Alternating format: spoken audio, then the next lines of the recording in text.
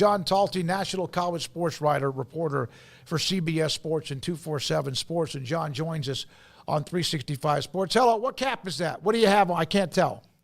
Got some Real Madrid here. A little Oh, Champions League, that yeah, time of year. there you go. Well, that's interesting you bring that up because we just had Sam Kahn on from theathletic.com, and he was talking about college football, the future. You wrote an article about it based on the settlement Monday.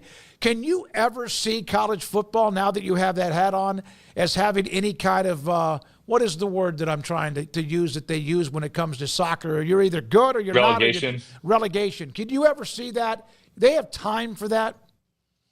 I mean, personally, I would love it. I think it would be fascinating to watch. It's interesting. I had a book that came out in August called The Price, and within that book, I talked to former NCAA president Mark Emmert, and he himself was saying, "I think this ends in a relegation system," which was kind of fascinating to me to hear the former NCAA president say that. In part because he oversaw a system that moves glacially slow in terms of any sort of innovation or evolution. So it was interesting to hear that from him on the other side of it. But can you just imagine, a game in late November between Mississippi State and Vanderbilt, where one of them is staying in the Premier League and one of them is dropping down? Now, if you're a school, you probably don't want that because it leads to risk and there's all these other kind of complications that come with it. But from a pure viewer standpoint, if we were to get into kind of a super league concept, which has been bandied about for years now, where 40 to 50 of the top teams are all in one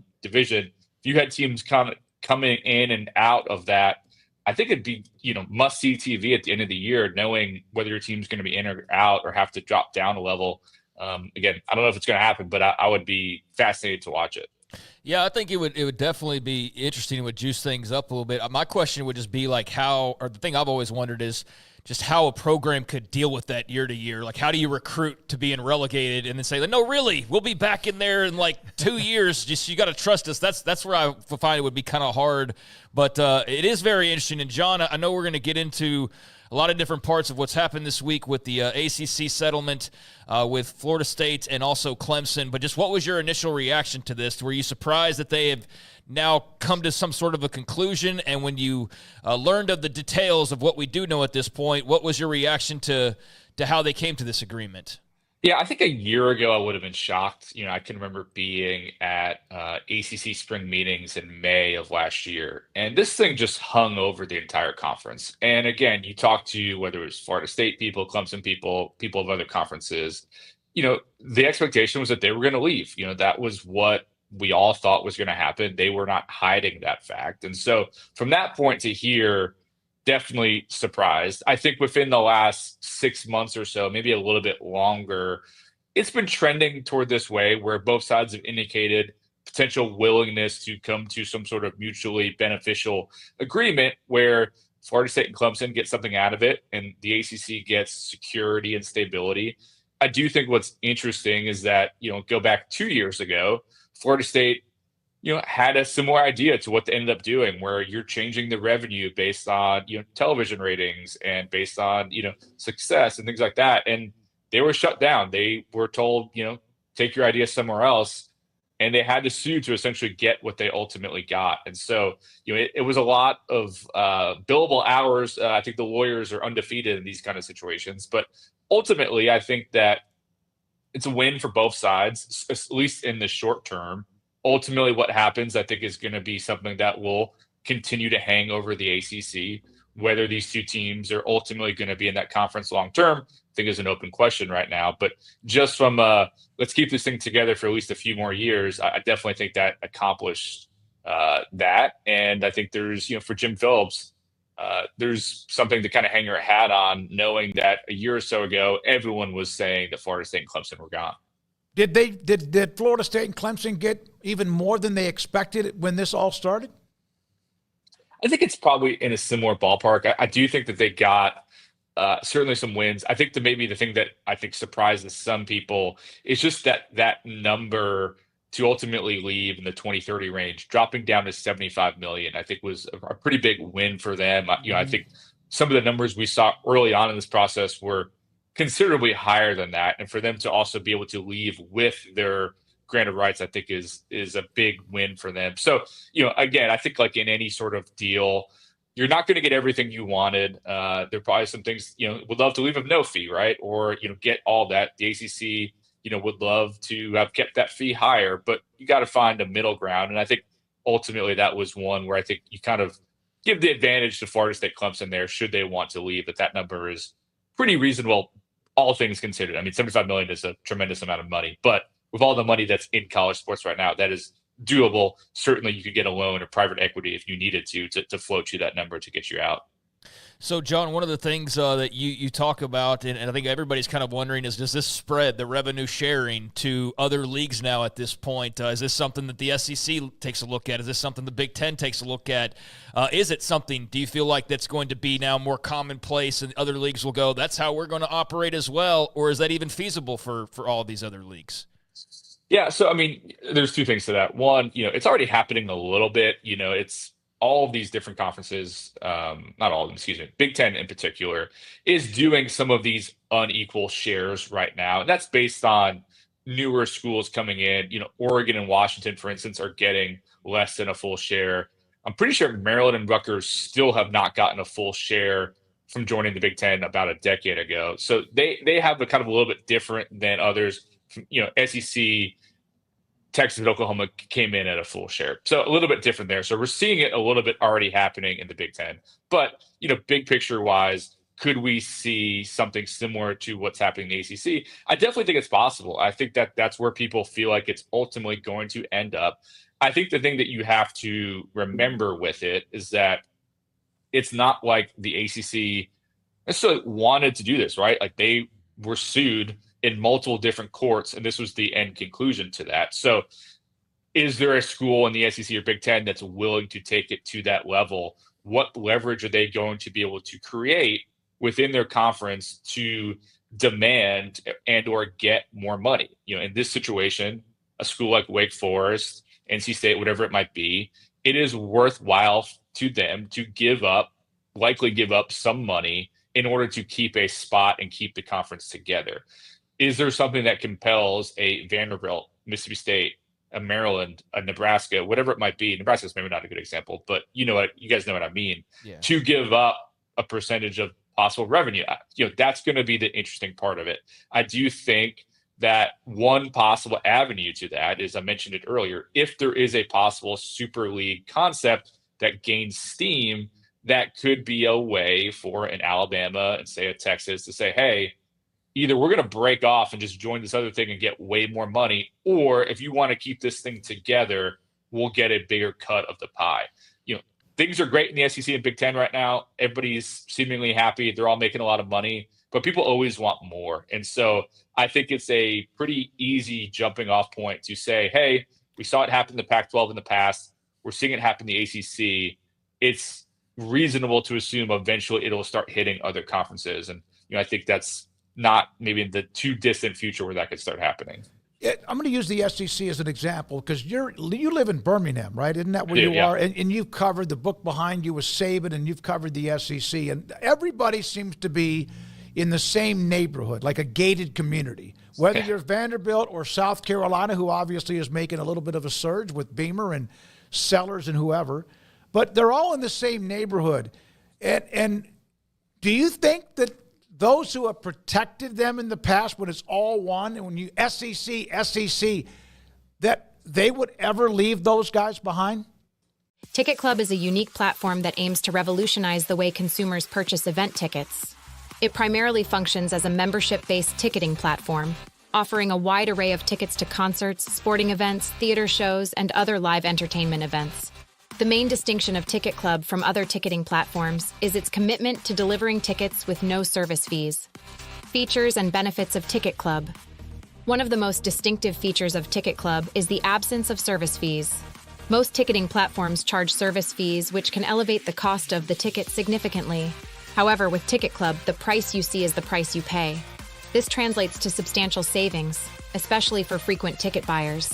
Ticket Club also offers a diverse selection of event tickets. From Broadway shows and music concerts to NFL games and comedy shows, Ticket Club has it all. This diversity makes it an ideal ticketing platform for all entertainment lovers. Reliability and pricing. When it comes to reliability, Ticket Club does not disappoint. The platform guarantees the delivery of authentic tickets on time for the event. In the rare case that a problem arises, the company promises to refund 100% of the purchase price. Ticket Club operates on a membership basis. Non-members can still purchase tickets, but they are subject to small service fees. To enjoy the no service fees benefit, one can join as a member at a fee of $49.99 per year. However, certain groups, such as military personnel and first responders, can receive free memberships as a thank you for their service. Customer support. Customer support is a critical aspect of any business, and Ticket Club excels in this area. The platform provides comprehensive customer support to ensure all queries and issues are handled in a timely and professional manner. Customers can reach out via phone or email, and the Help Center on their website offers answers to frequently asked questions. Unique features and benefits. In addition to the no service fees feature, Ticket Club has a unique feature called the Ticket Club Premier program. This allows members to earn points on their purchases, which can be redeemed for discounts on future purchases. This feature adds to the overall value provided by the platform and encourages customer loyalty. In conclusion, the introduction to Ticket Club reveals a platform that is designed with the customer in mind. The no service fees policy, diverse event selection, reliability, competitive pricing, and excellent customer support make Ticket Club an appealing choice for purchasing event tickets.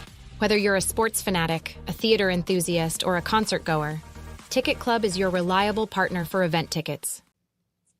If the money gets big enough, right? Yeah. I think that the SEC has done a great job of promoting congeniality within the conference. I think Mike Slive deserves a lot of credit for when he came in, because at the time, there was all kinds of infighting. They were turning each other into the NCAA and all these kind of things. And I think with Slive and Sankey has continued this, like, let's keep it in the family. Let's build for the greater good. There are going to be arguments. There's going to be people upset at each other, but let's build this overall big SEC brand, which is, over the last 20 plus years has taken off as football has exploded.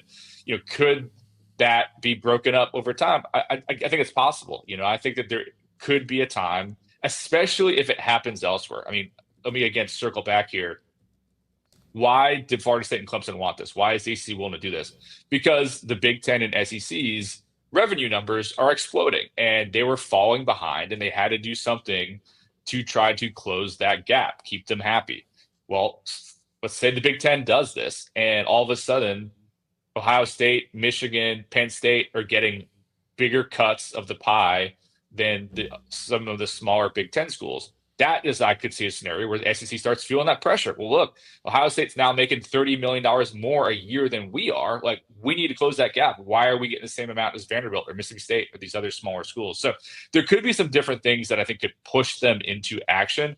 I think if you're Greg Sankey or Tony Petitti, the Big Ten commissioner, you don't want to end up like that. You'd love to just try to keep it even. It's less headaches for you overall. But I could see some market factors ultimately forcing them into having to do something to keep the big dogs happy, knowing that there is quantifiable ways to show that a school like Alabama delivers considerable more value to the conference, especially in a television rights standpoint, than a school like Vanderbilt. Like, we can prove that pretty easily. And it just depends on, at some point, whether Alabama wants to start throwing their weight around to that way and what they're willing to do to accomplish part of, getting more money. Yeah, because it's not that they haven't had years where the conference has been deep, but also they've had top heavy, because teams that have, like, for example, what Saban did, that's once in a lifetime type stuff at Alabama, what Kirby Smart's hoping to accomplish. But when they added two teams, it wasn't like it was just a couple of random schools. We're talking Texas and Oklahoma, who themselves don't think that they stink, that they Right. don't, that, and that's again, traditionally, no matter when they've had an ups and downs or whatever, that to me, football's on this is my opinion, John, football's on the edge of like breaking off, or in some ways, if that ever happens where teams within those two high-level conferences turn on each other, then God knows what will happen. Yeah, and I think that's definitely something that people think is possible. Where ultimately this is break off and just become kind of its own operation.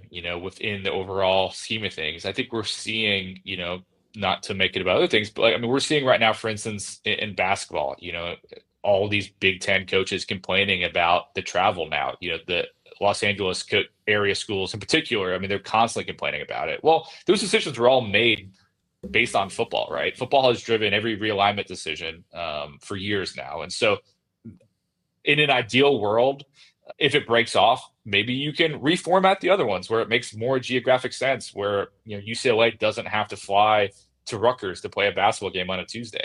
That is maybe one of the benefits that could come from it. But I think that there's a lot of money circling football right now. We've all seen the reports, talked to different people involved in these different projects that have a lot of money behind them that are interested. And the big thing that you hear from those people is that they feel like there is a lot of money being left on the table. And the reason why is because it's not bundled up the way MLB or NBA or NFL is. You've got all these little fiefdoms that are doing all their different deals. If they were all packaged in one super league type concept, people think it's worth billions of dollars more from a television rights standpoint. So I think there's a way of enticing at some point some of these schools to think more about it, where we can offer you a lot more money, more power, whatever it might be. Of course, that would require a lot of moves, a lot of complications and all those different things. But I think the key to remember in this general discussion is that things are changing rapidly. We've seen a lot of change just in the last 5 years. I think it's, it'd be smart to think that 5 years from now, there's probably going to be a lot more change, especially as we get to that 2030 range where a lot of these television right deals start coming up and where people think things are really going to crank up again. Do you see any of the 131 schools, or whatever the number is now in the FBS? John Talty with us from CBS Sports. Do you see where some of them eventually have to tap out in the next 2 to 5 years because of the revenue sharing and all in 20 million, whatever that number eventually becomes year after year? It's a great question. So, you mentioned it earlier. I'm in Birmingham, and so I was here and covered quite a bit of when UAB got rid of their football program, and I saw the impact on the community. I mean, it led to uprising, might not be the right word, but people were extremely upset. And as you guys know, ultimately, they brought the football program back, and there was a lot that went into that. But I've seen it firsthand. I've seen how much pain and sorrow getting rid of a football program can be. I also saw firsthand how deeply unpopular it was for that president to make that decision. So it's a risky move. I mean, we've seen it happen in the past. Could I see someone deciding ultimately that this financial equation does not make sense for us anymore?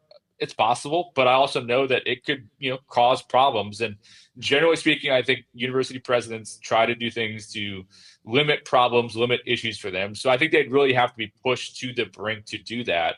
I do think, though, within that general idea, I wonder if we see more schools start to prioritize where they devote their money. So if you, for instance, let's scale back in football, let's put more money in basketball, especially from a rev share standpoint, where we think we have a better shot. I can use Baylor, for example. Baylor's been very good at both at different stretches. At some point, you decide, all right, basketball is really cooking right now. Let's take $1 million off of football and put it toward basketball, or whatever it might be.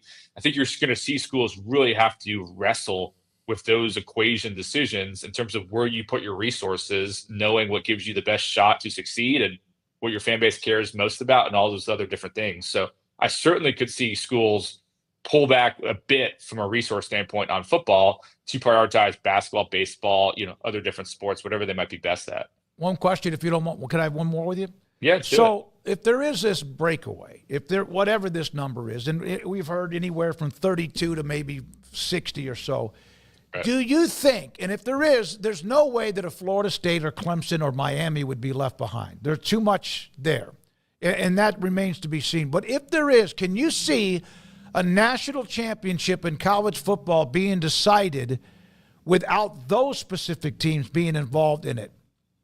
Yeah, I mean, it'd be hard. I mean, I don't think that's good for the sport. I think that you look back to, why in some ways the playoff expanded. And one of the things that I remember hearing Greg Sankey used to make this point a lot, we're losing the West Coast. We're not getting West Coast teams involved, and that's dangerous for our sport if we're only a Southern-based sport or only a Northern-based sport. Like, we need the full country involved, like the way it is for the NFL and other professional sports. So I think if you were to not have premier schools with big fan bases even have a shot to be in the national championship.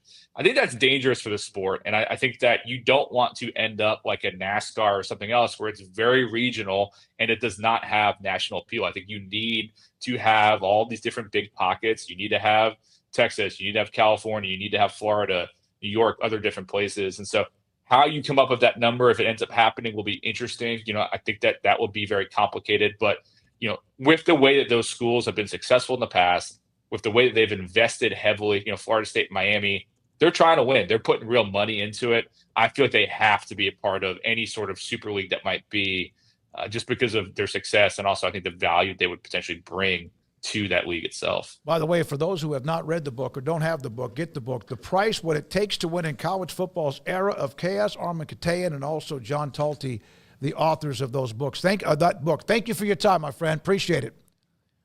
Thank you. John Talty with us from CBS Sports.